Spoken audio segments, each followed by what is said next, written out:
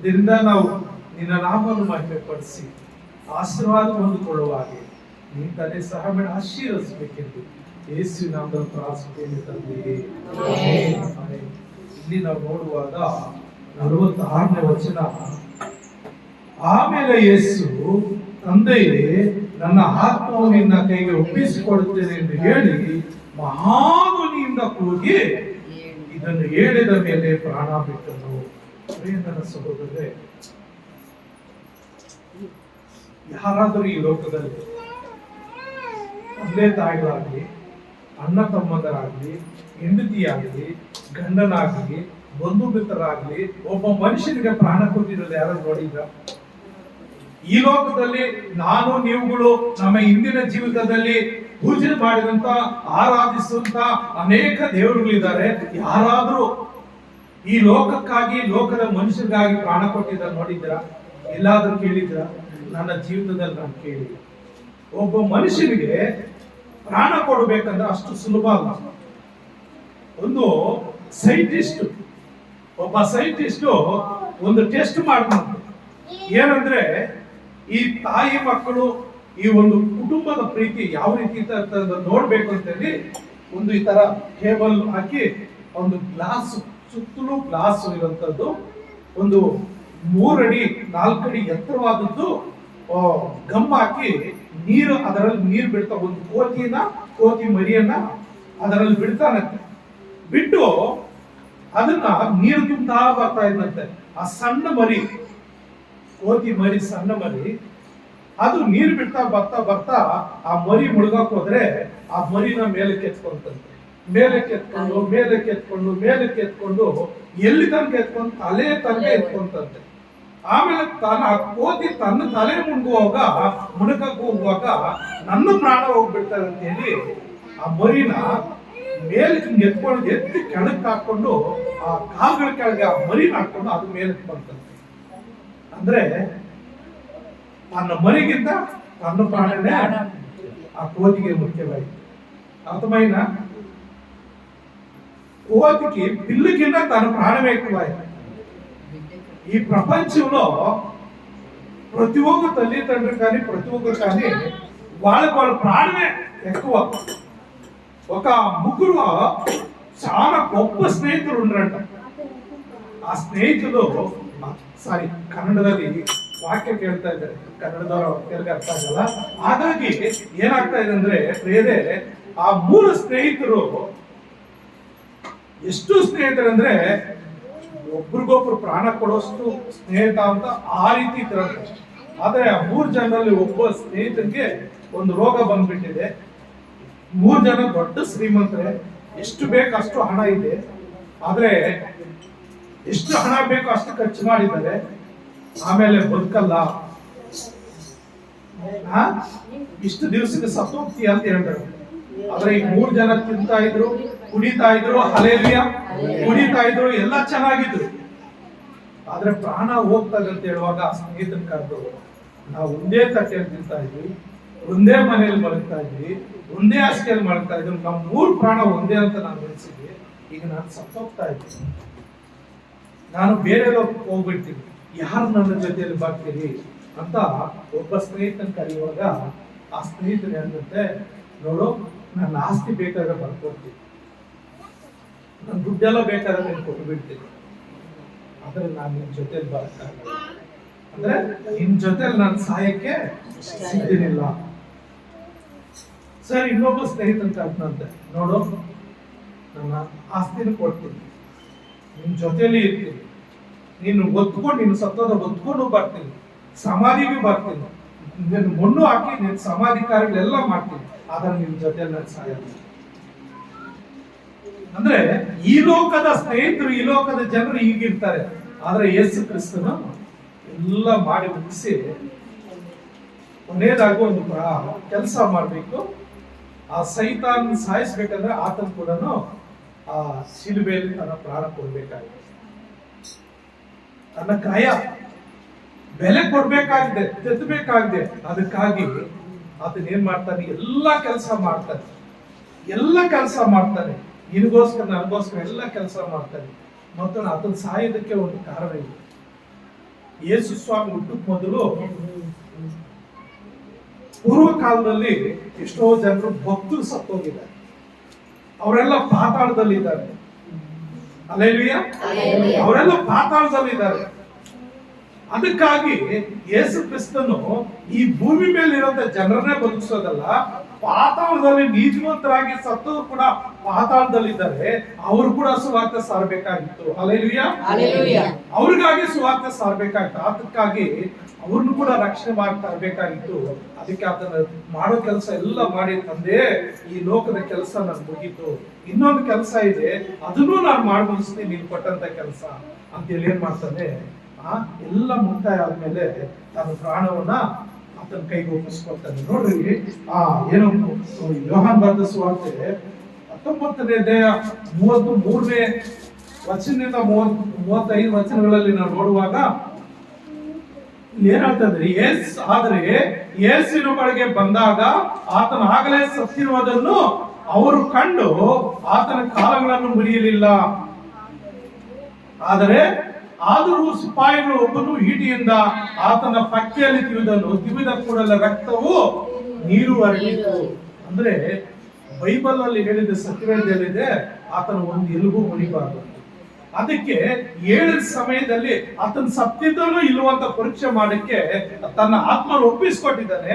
ಸತ್ತಿದ್ದನು ಇಲ್ಲ ಅಂತ ಪರೀಕ್ಷೆ ಮಾಡ್ಕೊಳ್ಳಿರುವಂತ ಸಿಪಾಯಿಗಳು ಏನ್ ಮಾಡ್ತಾರೆ, ಬೊಜ್ಜಿ ತಗೊಂಡು ಆತನ ಪಕ್ಕೆಯಲ್ಲಿ ತಿವಿತಾರೆ.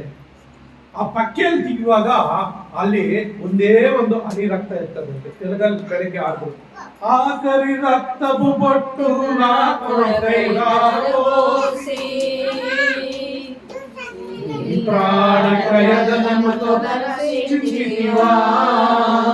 ಆಕರಿ ರಕ್ತವು ಬೊಟ್ಟು ನಾ ಕೊರಕೈದಾರಬೋಸಿ రక్షించితివా యేసయ్యా కలవరిగిరిలో సిలువ దారినై వేలాడితివా నా యేసయ్యా. హల్లెలూయా, కలవరిగిరిలో సిలువ దారినై వేలాడితివా నా యేసయ్యా. ನೋಡ್ರಿ, ಈ ರೀತಿ ಆತನು ಏನು ನಮಗೋಸ್ಕರ, ನಿನಗೋಸ್ಕರ, ನನಗೋಸ್ಕರ ತನ್ನ ಪ್ರಾಣವನ್ನು ತಂದೆಗೆ ಒಪ್ಪಿಸಿಕೊಡ್ತಾನೆ. ಜೋರಾಗಿ ಆದರಿಂದ ತಂದೆಯೇ ನನ್ನ ಆತ್ಮವನ್ನ ನಿನ್ನ ಕರಗಳಲ್ಲಿ ಒಪ್ಪಿಸಿಕೊಡ್ತೇನೆ ಅಂತ ಹೇಳಿ ಮಹಾದಿಂದ ಕೂಗಿ ತನ್ನ ಪ್ರಾಣವನ್ನು ಒಪ್ಪಿಸಿಕೊಡ್ತಾನೆ. ಅಂದ್ರೆ ಈ ಲೋಕದ ಎಲ್ಲ ಕೆಲಸ ಮುಗೀತು, ನನಗೆ ಈ ಲೋಕ ಬೇಡ, ಅಂದ್ರೆ ನಾನು ನಿನ್ನ ಬಳಿಗೆ ಬರ್ತೀನಿ, ಮುಂದೆ ಆಗುವಂತ ಕೆಲಸ ಮುಂದೆ ಮಾಡ್ತೀನಿ ಅಂತ ಹೇಳಿ ಆತನ ಏನ್ ಮಾಡ್ತಾನೆ ಅಂದ್ರೆ ಸತ್ತು ಆತನ ಪಾತಾಳಕ್ಕೆ ಹೋಗ್ತಾನೆ. ಪಾತಾಳಕ್ಕೆ ಹೋಗಿ ಪಾತಾಳದಲ್ಲಿರುವಂತ ನೋಹನ ಕಾಲಮಿತಿಯಲ್ಲಿ ನೋಹನ ನೀತಿವಂತನಾಗಿದ್ದಾನಲ್ಲ, ಮತ್ತು ಅಬ್ರಹಾಮ್ ಅನೇಕರು ನೀತಿವಂತರು ಯೇಸು ಕ್ರಿಸ್ತನ ಮೊದಲೇ ಹುಟ್ಟಿ ಸತ್ತೋಗಿರ್ತಾರೆ. ಅವರೆಲ್ಲರಿಗೋಸ್ಕರ ಆತನು ಸುವಾರ್ತೆ ಸಾರೋದಕ್ಕೆ ಹೋಗಿ ಆ 3 ದಿವಸಗಳ ಕಾಲ ಪಾತಾಳದಲ್ಲಿರುವ ಎಲ್ಲರಿಗೂ ಸುವಾರ್ತೆ ಸಾರ್ತಾನೆ. ಪಾತಾಳದಲ್ಲಿರುವ ಎಲ್ಲರಿಗೂ ಸುವಾರ್ತೆ ಸಾರಿ 3ನೇ ದಿವಸ ಆತನ ಎಬ್ಬಿಸಲ್ಪಡ್ತಾನೆ. ಆತನ ಮೃತ್ಯುಂಜಯನು, ರಾಜಾದಿರಾಜನು. ಹಾಗಾಗಿ ನನ್ನ ಸಹೋದರರೇ, ಈ ಲೋಕದಲ್ಲಿ ತಂದೆಯಾದ ದೇವರು ಹೇಳಿದ ಎಲ್ಲಾ ಕೆಲಸ ಒಪ್ಪಿಸಿಕೊಟ್ಟು ಎಲ್ಲ ಮುಗಿಸಿ ಮತ್ತೆ ಈ ಲೋಕದ ಆ ಯಾತ್ರೆಯನ್ನು ಆತನ ಮುಗಿಸಿ ಮತ್ತೆ ನಿತ್ಯ ಜೀವಿತಕ್ಕೆ ನಮ್ಮನ್ನು ನಡೆಸಲಿಕ್ಕೆ ಪರಲೋಕದಲ್ಲಿ ತಂದೆಯ ಬಲಪಾಶದ ಕುರಿತು ನಿನಗೋಸ್ಕರ ನನಗೋಸ್ಕರ ಆತನ ಪ್ರಾರ್ಥನೆ ಮಾಡುವ ಆತನಾಗಿದ್ದೇನೆ. ನೋಡಿ, ಇಬ್ರಿಯ 9:12 ನೋಡುವಾಗ, ಇಬ್ರಿಯ 9:12 ಏನ್ ಹೇಳ್ತದೆ? ಇಬ್ರಿಯ 12:9 ಕರಗಳ ರಕ್ತವನ್ನು ತೆಗೆದುಕೊಳ್ಳದೆ ಸ್ವಂತ ರಕ್ತವನ್ನೇ ತೆಗೆದುಕೊಂಡು ನಮಗೋಸ್ಕರ ನಿತ್ಯ ವಿಮೋಚನೆಯನ್ನು ಸಂಪಾದಿಸಿಕೊಳ್ಳುವನಾಗಿ ಒಂದೇ ಸಾರಿ ದೇವರ ಸಾನ್ನಿಧ್ಯಾನಕ್ಕೆ ಪ್ರವೇಶಿಸಿದನು. ಸ್ವಂತ ರಕ್ತವನ್ನೇ ತೆಗೆದುಕೊಂಡು ನಮಗೋಸ್ಕರ ನಿತ್ಯ ವಿಮೋಚನೆ ಸಂಪಾದಿಸಿಕೊಂಡವನಾಗಿ, ಯಾವಾಗ ಆತನು ಬಲಿಯಾಗಿದ್ದನೋ, ನಮಗೋಸ್ಕರ ನಿನಗೋಸ್ಕರ ಪ್ರಾಣ ಕೊಟ್ಟನೋ, ಆವಾಗ ನಿತ್ಯ ವಿಮೋಚನೆ ಅಂದ್ರೆ ನಿತ್ಯ ಬಿಡುಗಡೆ ನಮಗೆ. ಇನ್ನು ಸಾವಿಲ್ಲ. ನಾವು ಇವತ್ತೇ ಯೇಸು ಕ್ರಿಸ್ತನ್ ಬಂದ್ರು, ಇವತ್ತೇ ನಾವು ಎಬ್ಬಿಸಲ್ಪಟ್ರು, ಇವತ್ತೇ ನಾವು ಸತ್ತೋದ್ರು, ಆ ಕಳ್ಳನಿಗೆ ಯಾವ ರೀತಿ ಸ್ಥಾನ ಸಿಕ್ತು ಪರದೇಶದಲ್ಲಿರುವಂತ ಯೇಸು ಕ್ರಿಸ್ತನ್ ನಂಬಿದ ಮಕ್ಕಳಿಗೆ ನಾವು ಪರಲೋಕ ಸ್ವಾಸ್ಥ್ಯವಾಗಿ ಆತನಿಗೆ. ಆದ್ರಿಂದ ಆತನ ಏನಂದ್ರೆ ನಿತ್ಯ ವಿಮೋಚನೆ ಸಂಪಾದನೆ ಮಾಡಿಕೊಂಡವನಾಗಿ, ನಿತ್ಯ ವಿಮೋಚನೆಯನ್ನು ಸಂಪಾದಿಸಿಕೊಂಡವನಾಗಿ ಒಂದೇ ಸಾರಿ ದೇವರ ಸಾನ್ನಿಧ್ಯಕ್ಕೆ ಪ್ರವೇಶಿಸಿದನು. ನನ್ನ ಸಹೋದರ, ಒಂದೇ ಸಾರಿ ಈ ಲೋಕದಲ್ಲಿ ಜನರು ವರ್ಷ ಜಾತ್ರೆ ಮಾಡ್ತಾರೆ, ವರ್ಷ ಹೋತ ಹೋರಿಗಳನ್ನ ತಗೊಂಡು ಬಲಿ ಕೊಡ್ತಾರೆ. ವಿಮೋಚನೆಗಾಗಿ ಸಿಗೋದಿಲ್ಲ. ಅದು ಯೇಸು ಕ್ರಿಸ್ತನು ಒಂದೇ ಸಾರಿ ಆ ಇಬ್ರಿ 10:10 ನಾವು ನೋಡುವಾಗ ಯೇಸು ಕ್ರಿಸ್ತನು ಒಂದೇ ಸಾರಿ ದೇಹ ಸಮರ್ಪಣೆ ಮಾಡಿ ದೇವರ ಚಿತ್ತವನ್ನು ನೆರವೇರಿಸಿದ್ರಿಂದಲೇ ನಾವು ಶುದ್ಧರಾದರು. Amen, hallelujah. ಆತನು ತನ್ನ ಪ್ರಾಣ ಕೊಟ್ಟಿದ್ದರಿಂದ ನಾವೆಲ್ಲರೂ ಶುದ್ಧರಾದ್ವಿ. Hallelujah, hallelujah. ನನ್ನ ಸಹೋದರ ಸಹೋದರಿ, ಆದ್ರಿಂದ ದೇವರು, ತಂದೆಯಾದ ದೇವರು ಕೊನೆಯದಾಗಿ ನನ್ನ ಆತ್ಮವನ್ನು ನನಗೋಸ್ಕರ ಒಪ್ಪಿಸಿಕೊಟ್ಟು ಈಗ ತಂದೆಯ ಬಲವಾಕ್ಷ ಕೊಟ್ಕೊಂಡು ನನಗೋಸ್ಕರ ನಿತ್ಯವೂ ನಮಗೋಸ್ಕರ ಪ್ರಾರ್ಥನೆ ಮಾಡುವಾತನಾಗಿದ್ದಾನೆ. ಹಾಗಾಗಿ ಪ್ರಿಯ ನನ್ನ ಸಹೋದರೇ, ನಾವು 7:25 ವಚನ ನೋಡುವ, ಇಬ್ರಿಯ 7:25 ನೋಡುವಾಗ, ಆದ ಕಾರಣ ಆತನು ತನ್ನ ಮೂಲಕ ದೇವರ ಬಳಿಗೆ ಬರುವವರನ್ನು ಸಂಪೂರ್ಣವಾಗಿ ರಕ್ಷಿಸುವುದಕ್ಕೆ ಶಕ್ತನಾಗಿದ್ದಾನೆ. ಅವರಿಗೋಸ್ಕರ ವಿಜ್ಞಾಪನೆ ಮಾಡುವುದಕ್ಕೆ ಯಾವಾಗಲೂ ಬದುಕುವನಾಗಿದ್ದಾನೆ. Amen, hallelujah. ಆತನು ಯಾವಾಗಲೂ ಬದುಕುವ, ಯುಗ ಯುಗಾಂತರಗಳು ಬದುಕುವಂತ ದೇವರಾಗಿದ್ದಾನೆ. ಅಂತ ದೇವಾದಿ ದೇವರಿಗೆ ಸ್ತೋತ್ರವಾಗುತ್ತಾಗಲಿ. ಪ್ರಾರ್ಥನೆ ಮಾಡ್ಕೊಳ್ಳೋಣ. ನಮ್ಮನ್ನು ಬಹಳವಾಗಿ ಪ್ರೀತಿಸುವಂತ ನಮ್ಮ ತಂದೆಯಾದ ದೇವರೇ, ನಿನ್ನ ಪರಿಶುದ್ಧವಾದ ನಮಗೆ ಸ್ತೋತ್ರವಾದ ಸ್ವಾಮಿ. ಈ ಸಮಯದಲ್ಲಿ ಅಪ್ಪ ನಿನ್ನ ವಾಕ್ಯಗಳನ್ನು ನಮಗೆ ತಿಳಿಸ್ಕೊಟ್ಟಿದ್ದಕ್ಕೆ ಸ್ತೋತ್ರಪ್ಪ. ಅಪ್ಪ, ಬೆಳಿಗ್ಗೆನಿಂದ ಇಲ್ಲಿ ತನಕ ನಿಮ್ಮ ಮಧುರವಾದ 7 ಸ್ವರಗಳನ್ನು ನಾವು ಕೇಳುವ ಹಾಗೆ ಸ್ವಾಮಿ, ಅದರ ಗೂಢಾರ್ಥಗಳನ್ನು ತಿಳಿದುಕೊಳ್ಳುವ ಹಾಗೆ ದೇವರೇ, ನೀವು ತಾನೇ ಸಹಾಯ ಮಾಡಿದ್ದಕ್ಕಾಗಿ ಸ್ತೋತ್ರ. ಸಹನೆಯಿಂದ ಅಪ್ಪ ನಿನ್ನ ಮಕ್ಕಳು ಕೇಳಿದಕ್ಕಾಗಿ ಸ್ತೋತ್ರ ಸ್ವಾಮಿ. ಅಪ್ಪ, ಕರೆಯಲ್ಪಟ್ಟರು ಬಹಳ ಮಂದಿ ಸ್ವಾಮಿ, ಆರಿಸಲ್ಪಟ್ಟರು ಸ್ವಲ್ಪ ಮಂದಿ ಸ್ವಾಮಿ. ಅಪ್ಪ, ಯಾರು ಈ ವಾಕ್ಯ ಕೇಳಬೇಕೆಂತಿದ್ದು ಅವ್ರನ್ನು ಮಾತ್ರ ನೀನು ಕಳಿಸಿದೀಯಪ್ಪ. ಸ್ತೋತ್ರ ಸ್ವಾಮಿ. ಯಾರು ನಿನ್ನ ಮಾತನ್ನು ಕೇಳಿ ತಮ್ಮ ಜೀವಿತಗಳನ್ನು ಬದಲು ಮಾಡ್ಕೊಳ್ಬೇಕು ಅವ್ರು ಮಾತ್ರ ಕಲ್ಸ್ಕೊಟ್ಟಿದ್ಯಪ್ಪ. ಎಲ್ರು ಬರ್ಲಿಕ್ಕೆ ಆಗ್ಲಿಲ್ಲ ಸ್ವಾಮಿ. ಕಾರಣ ಸ್ವಾಮಿ, ಅವರು ಮತ್ತೊಂದು ಆವರ್ತಿ ನಿನ್ನ ಶಿಲುಬೆಗೆ ಹಾಕುವವರಾಗಿದ್ದಾರೆ ಕರ್ತನೆ. ಯಾರು ಬಂದಿದ್ದಾರೋ ನಿನ್ನ ಶಿಲುಬೆಯ ಒಂದು ಮರಣದಿಂದ ಅವರಿಗೆ ಬಿಡುಗಡೆ ಉಂಟು ಸ್ವಾಮಿ, ಅವರ ಪಾಪಗಳ ಪರಿಹಾರ ಉಂಟು ಸ್ವಾಮಿ. ಅಪ್ಪ, ಅವರು ಪಡುವುದೆಲ್ಲ ಪ್ರಯಾಸವನ್ನು ನಿನ್ನ ಹೆಗಲ ಮೇಲೆ ಹಾಕೊಂಡಿದ್ದೆ ಸ್ವಾಮಿ. ಅಪ್ಪ, ನೀನು ಆ ಕಲ್ವಾರಿ ಶಿಲುಬೆಯಲ್ಲಿ ಎಲ್ಲ ಬೆಲೆಯನ್ನು ತೆತ್ತಿದೆಯ ಸ್ವಾಮಿ. ನಿನ್ನ ಪರಿಶುದ್ಧ ರಕ್ತವನ್ನು ಕ್ರಯವಾಗಿ ಸುರಿಸಿ ಆ ಸೈತಾನ ತಲೆಯನ್ನು ಜಜ್ಜಿ ಸ್ವಾಮಿ ನಮ್ಮೆಲ್ಲರೂ ಬಿಡುಗಡೆ ಕೊಟ್ಟಿದ್ಯಪ್ಪ. ನಮ್ಮೆಲ್ಲರೂ ಬಿಡುಗಡೆ ಕೊಟ್ಟಿದ್ಯಪ್ಪ. ಆ ಸೈತಾನಿಗೆ ಮರಣವೇ ನಿನ್ನ ಕೊಂಡಿಯಲ್ಲಿ, ನಿನ್ನ ವಿಷದ ಕೊಂಡಿಯಲ್ಲಿ ಅಂತ ಹೇಳಿ ಅಪ್ಪ, ಆ ಮರಣವನ್ನು ಜಯಿಸಿ ಬಂದಂತ ದೇವರು ನೀನಾಗಿದೆಯಪ್ಪ. ಅದಕ್ಕಾಗಿ ಸ್ತೋತ್ರ ಸ್ವಾಮಿ. ಅಪ್ಪ, ಕೂಡಿ ಬಂದ ಈ ನೆನ್ನೆಲ್ಲ ಮಕ್ಕಳನ್ನಪ್ಪ ನಿನ್ನ ಹೆಸರಾಗಿ ಒಬ್ಬೊಬ್ಬರನ್ನ ಹೆಸರಾಗಿ ಆಶೀರ್ವದಿಸಿಯಪ್ಪ. ನೀನು ನಮಗೋಸ್ಕರ ಆ ಕಲ್ವಾರಿ ಶಿಲುಬೆ ಮೇಲೆ ಸುರಿಸಿದ ಆ ಕೊನೆಯ ಹನಿಯ ರಕ್ತವನ್ನು ಎಲ್ಲರ ಮೇಲೆ ಪ್ರೋಕ್ಷಿಸಿ ಎಲ್ಲರ ಪಾಪಗಳನ್ನು ನಿವಾರಣೆ ಮಾಡಿ ಶುದ್ಧೀಕರಿಸಿ ಸ್ವಾಮಿ.